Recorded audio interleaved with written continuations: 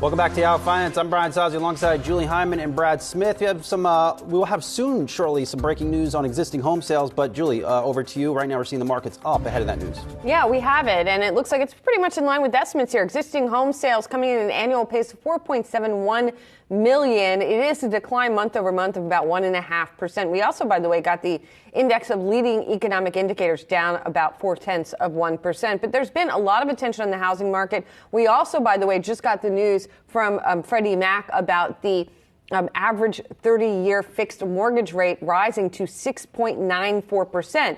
And it's obvious the effect that is having when you look at that existing home sales number.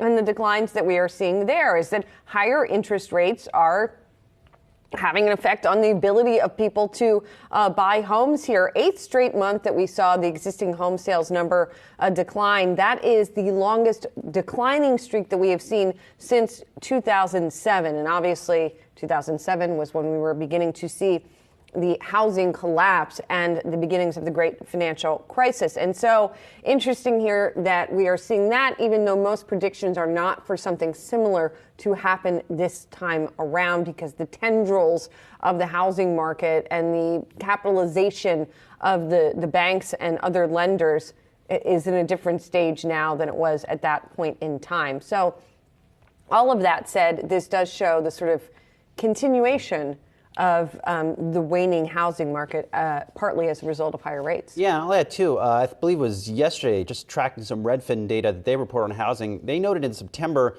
60,000 deals were called off.